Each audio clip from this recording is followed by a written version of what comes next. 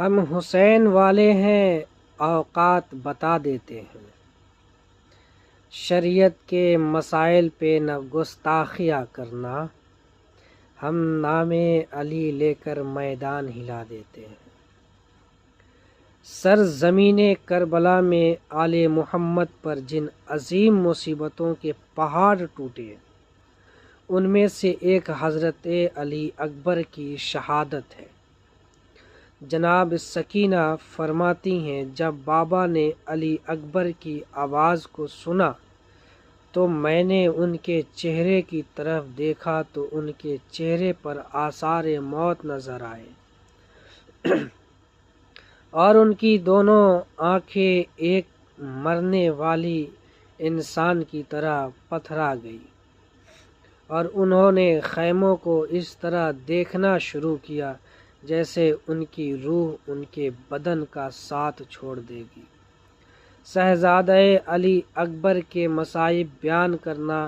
اور غریب باپ کی جواں بیٹے کے غم میں غربت بیان کرنا بے حد مشکل ہے۔ صاحبزادہ علی اکبر کو مقتل کے جانب بھیجتے ہوئے امام حسین اپنا رخ آسمان کی طرف کیا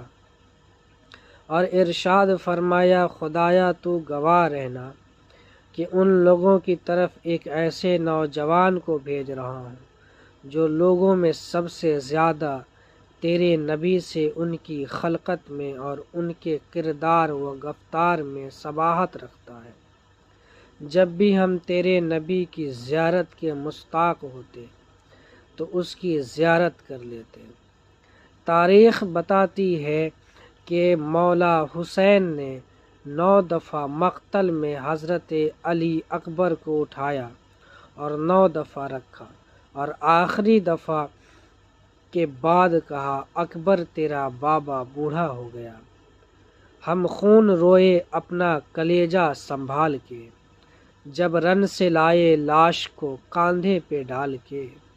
ہم لڑکھڑا کے گر پڑے لاشے پہ لال کے،